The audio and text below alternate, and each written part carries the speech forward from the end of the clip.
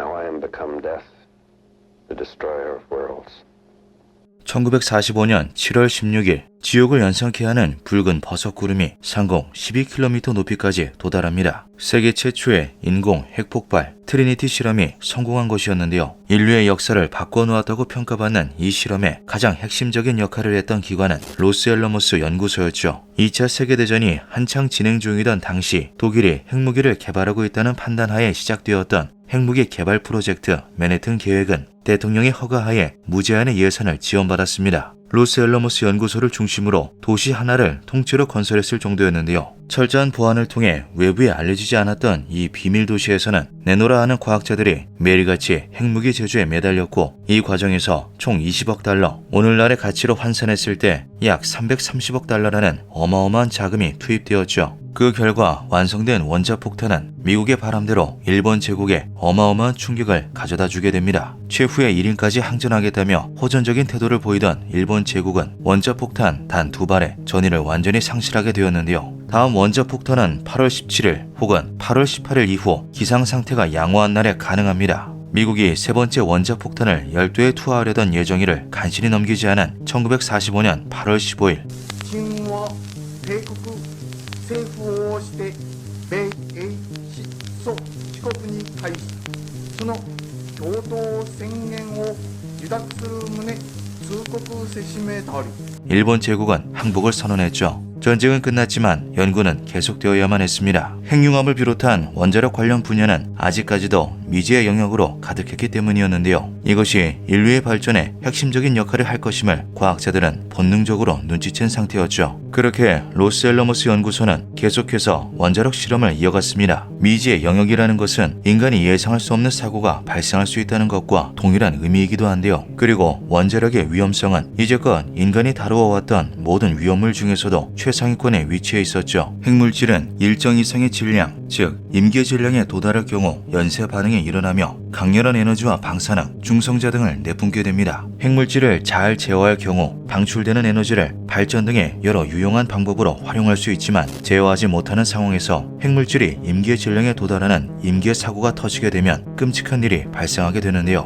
고농도의 방사선과 중성자는 찰나의 순간만으로도 인간의 DNA를 갈기갈기 찢어놓기 때문이죠. 쉽게 말해 원자 단위의 총알이 인간의 신체를 관통한다고 생각하면 됩니다. 안타깝게도 곧바로 보석과도 같은 인재들이 임계 사고에 휘말렸는데요. 1945년 8월 21일 17살에 MIT에 입학한 24세의 천재과학자 해리 크리고르 더그일란 2세는 플루토늄 코어 주변에 반사제 벽돌을 어느 정도 쌓아야 임계 상태에 도달하는지를 연구 중이었습니다. 작업에 열중하던 더그일란은 중성자 개수기의 경보음에 놀라 그만 들고 있던 반사제 벽돌을 떨어뜨리고 말았고, 그 결과 임계 상태에 도달한 플루토늄의 연쇄 반응을 일으켰는데요. 미래가 창창했던 젊은 천재는 5.1시버트의 방사선에 피폭되어 끔찍한 고통에 시달리다 25일 만에 숨을 거두고 말았죠. 이듬해에는 지침을 무시하고 스크류 드라이버 하나로 베릴륨 반구의 높낮이를 조절하며 연쇄 반응 유도 실험을 하던 루이스 슬로틴이 21시버트에 피폭되는 사고를 당합니다. 피폭을 당한 지 7일 후 혼수 상태에 빠진 슬로틴은 그로부터 이틀 뒤에 숨을 거두죠. 끔찍한 사고들이 발생했음에도 불구하고 과학자들의 열의는 꺼지지 않았습니다. 로스앨러모스는 현재까지도 거주민의 4분의 1 이상이 박사학위 보유자일 정도로 미국 전역에서 모인 천재들이 인산인해를 이루고 있는데요. 이들은 사고가 발생할 때마다 새로운 지식을 습득했고, 이를 바탕으로 안전수칙을 개정했죠. 로스앨러모스 연구소는 점차 핵물질을 다루는 데에 익숙해지고 있었습니다. 세월이 흘러 짧게는 수년에서 길게는 10년 이상의 경험치를 쌓은 베테랑들이 생겨났는데요. 이들은 핵물질 취급이라면 도같은 유능한 기술자들이었죠. 38세의 화학 작업자 세실 켈리 역시 마찬가지였습니다. 총 11년의 경력을 가진 그는 절반 이상의 커리어를 이곳 로스앨러모스 연구소에서 쌓아온 최고의 베테랑 중 한 명이었는데요. 연구소에서 여러 분야를 담당하고 있었던 세실 켈리의 업무 중 하나는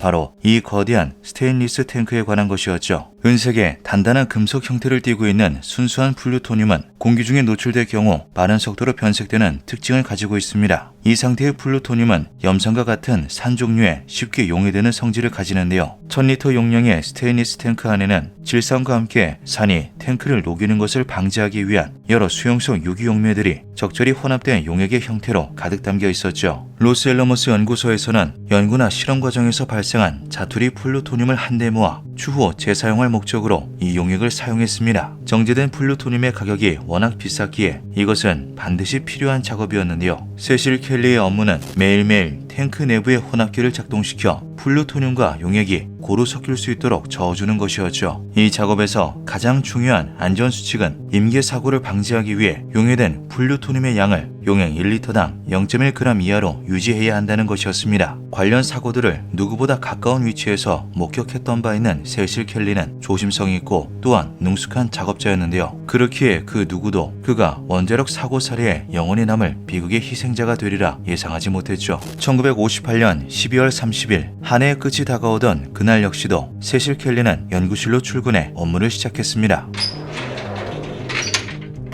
만약 그가 스테인리스 탱크 내부의 상태를 알 수 있었다면 그 즉시 문을 닫고 전력 질주로 도망쳤을 것이 분명한데요. 평소와 달리 탱크 안의 플루토늄 비율이 높은 상태였죠. 기준치를 벗어나도 한참이나 벗어나 있었습니다. 제대로 섞이지 않은 용액 상부의 농도는 켈리가 평소 작업해왔던 용액의 200배에 달했는데요. 플루토늄 3kg, 3만 리터 이상의 용액에 녹아있어야 할 양의 방사성 물질이 수면에서 꿈틀대고 있었죠. 조금이라도 평형이 깨지는 순간 임계 사고가 발생할 수 있는 상황이었습니다. 그러나 스테인리스 탱크는 언제나와 같이 고요했으며 세실 켈리가 자신에게 닥친 위험을 알 수 있는 방법은 존재하지 않았는데요. 사다리를 밟고 올라가 작게 난 관측창으로 탱크 내부를 들여다본 그는 평소와 같이 혼합 버튼을 작동시켰죠. 그리고 재앙이 시작되었습니다. 앞서 사고를 당했던 해리 더그윌란과 루이스 슬로틴이 연구하던 플루토늄이 구형태로 제작되었던 이유는 아주 단순한데요. 같은 부피를 가진 도형 중에서 가장 작은 표면적을 가지는 구가 임계 질량을 돌파할 수 있는 가장 이상적인 형태이기 때문이죠. 쉽게 설명하자면 1세제곱미터의 부피를 가진 구, 정육면체, 원기둥의 표면적은 다음과 같습니다. 즉, 구는 어떤 형태보다도 가장 압축된 형태로 물질을 담을 수 있는 것인데요. 혼합기의 스크류가 작동하며 용액이 소용돌이 치기 시작하자 이와 유사한 이상적인 형태가 탱크 내부에 구현되었죠. 표면의 고농도 플루토늄 용액이 와류로 인해 중앙 부분에 두껍게 뭉쳐 구에 가까운 형태를 형성한 것입니다. 버튼을 작동한 지 단 1초 만에 용액은 임계 질량을 돌파했는데요. 밝은 푸른 빛이 번쩍하며 연구실을 휩쓸었죠.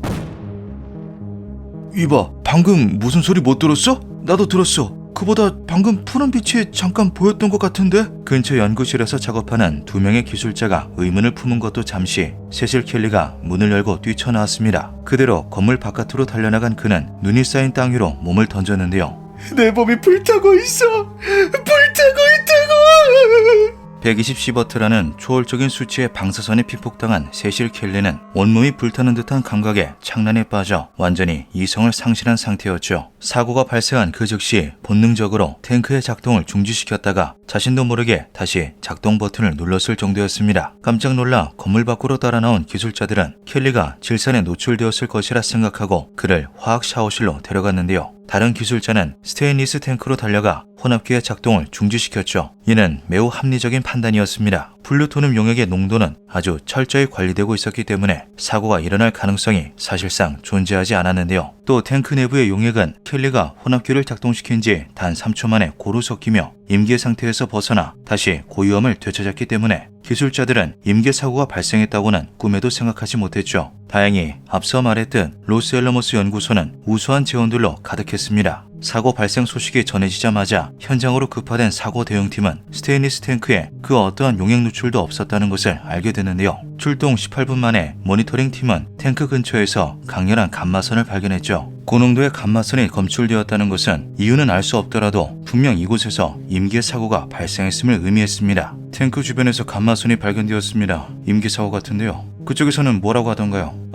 세실 켈리는 지금 창란에 빠져 구토 중이라서요. 대화가 가능한 상태가 아니에요. 다만 근처 작업자로부터 푸른 성광을 목격했다는 증언을 확보했습니다. 체렌코프 현상. 세상에. 대응팀은 아주 아주 무시무시한 일이 벌어졌음을 직감했는데요. 일반적으로 사람은 강한 피폭을 당하더라도 약간의 화끈한 감각을 느끼거나 입안에서 단맛을 느낄 뿐 켈리처럼 창난 상태에 빠지지 않죠. 더군다나 그는 오랜 경력을 지닌 베테랑이었습니다. 어지간한 인계 사고가 아니고서는 이성을 잃을 리가 없었는데요. 약 1시간 40분 후 가까스로 안정을 되찾은 세실 켈리를 조사하자 이들의 직감은 현실이 되었죠. 켈리의 혈액을 채취한 의사는 경악했습니다. 적혈구와 백혈구, 혈소판 등의 모든 세포들이 모조리 파괴되어 있었는데요. 더욱 심각한 것은 혈액 속에 나트륨이었죠. 자연적으로 존재하는 모든 나트륨은 11개의 양성자와 12개의 중성자를 가진 안정된 형태 나트륨 2,3으로서 존재합니다. 그러나 중성자 폭격을 받은 세실 켈리의 나트륨은 13개의 중성자를 가진 나트륨 2,4로 변형되어 있었는데요. 나트륨 2,4는 방사성 동위 원소로 지속적으로 방사선을 방출하죠. 켈리는 살아있는 원자로가 되어 있었습니다. 원인은 아주 간단했는데요. 현대의 허용 비폭 방사선 양은 일반인 기준 연간 1mSv, 우주 방사선에 영향을 받는 항공 승무원의 경우 연간 6mSv죠. 그리고 1Cv는 1000mSv에 해당됩니다. 즉 세실 켈리가 단 3초 동안 뒤집어 쓴 120Cv의 방사선은 일반인 기준 12만 년치, 항공 승무원 기준 2만 년치에 해당하는 양이었던 것인데요. 강력한 진통제인 페티딘과 모르핀을 잔뜩 투여받은 덕분에 의료진과 정상적인 대화가 가능할 정도로 회복된 세실 켈리였지만 멀쩡한 것은 겉모습뿐이었죠. 방사능으로 인해 혈관이 파괴되어 혈액 속의 수분이 마구 누출되고 있는 탓에 혈압은 극도로 낮지만 심장은 심박수가 분당 160회를 넘어설 정도로 미쳐 날뛰고 있었습니다. 또 소변을 비롯한 각종 체액에서도 고농도의 방사능이 검출되었는데요. 우리 몸에 설계도인 염색체가 모조리 파괴된 켈리는 그 어떠한 세포도 재생할 수 없는 상태였죠. 피폭으로부터 6시간이 경과하자 림프우가 완전히 파괴되었고 수차례의 수혈이 시행되었지만 완전히 부서진 독에 물을 부어넣는 것이나 다름이 없었습니다. 골수 이식이 가능한지를 확인하기 위해 시행된 골수 생검에서는 투명한 혈액이 흘러나왔는데요. 모든 것이 인류 역사상 처음으로 벌어지는 일이었죠. 전 어떻게 되는 거죠? 끝난 건가요? 극심한 불안감을 호소하며 창백한 피부로 방사능이 담긴 땀을 뚝뚝 흘리고 있는 그를 도울 수 있는 방법은 어디에도 존재하지 않았습니다. 고통에 몸부림칠 시간도 없이 세실 켈리는 다발성 장기부전과 심부전으로 죽음을 맞이했는데요. 피폭으로부터 35시간이 지난 후였죠. 한편 세실 켈리의 끔찍한 사고 이후 로스앨러모스 연구소에는 흉흉한 소문이 퍼져나가고 있었습니다. 사고의 원인은 다음과 같습니다. 세실 켈리가 플루토늄 폐기물을 탱크 안에 투입하는 과정에서 허용치 이상의 플루토늄이 투입되었습니다. 이 실수는 최소 2번 이상 반복된 것으로 보이며 이로 인해 임계 질량이 초과, 연쇄 반응이 발생했습니다. 동일한 사고를 방지하기 위해서 연구소는 관련 규정을 더욱 철저히 강화하겠습니다. 켈리가 실수를 했다고? 그 지독할 정도로 꼼꼼한 사람이?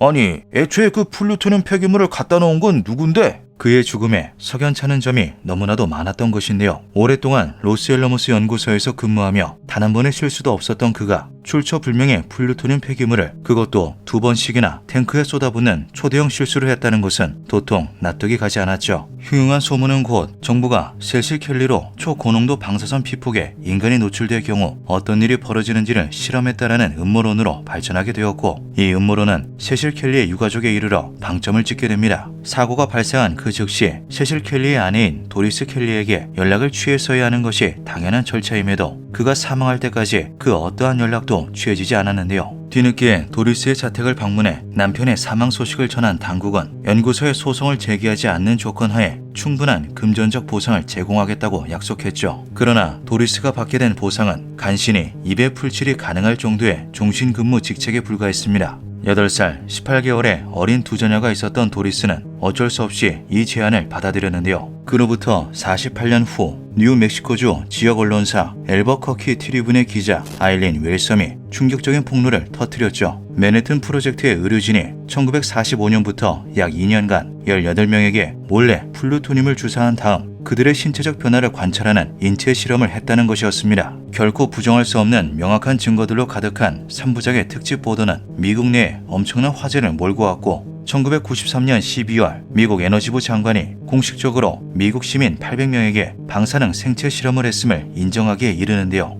들불과 같이 번져나가는 국민들의 분노를 잠재우기 위해 클린턴 대통령은 1994년 1월 특별조사위원회를 설립해 무려 160만 건의 기밀 문서를 공개하게 되죠. 자국 시민을 혹은 도시를 대상으로 다양한 방사능 실험이 시행되었다는 충격적인 진실에 사람들은 경악을 금치 못했습니다. 공개된 기밀 문서 속에는 세실 켈리에 관한 내용도 있었는데요. 사고 당시 켈리의 시신은 방사능 누출을 우려해 두꺼운 납과 콘크리트로 차폐된 관 속에 담겨 유가족에게 인도되었던 바 있죠. 이 시신이 사실은 빈 껍데기나 다름없었던 것입니다. 뇌, 척수가 포함된 3.6kg의 장기와 근육, 뼈 등의 여러 조직들이 은밀하게 적출되어 미국 전역의 실험실에서 연구용 샘플로 사용되고 있었는데요. 여기에는 당사자는 물론 유족의 그 어떠한 동의도 없었죠. 1996년 도리스 켈리와 그녀의 딸 케이티 마로는 세실 켈리의 부검을 실시했던 클라렌스 러시바우와 로스 앨러머스 연구소에 소송을 제기합니다. 저는 허락을 받고 장기를 적출했습니다.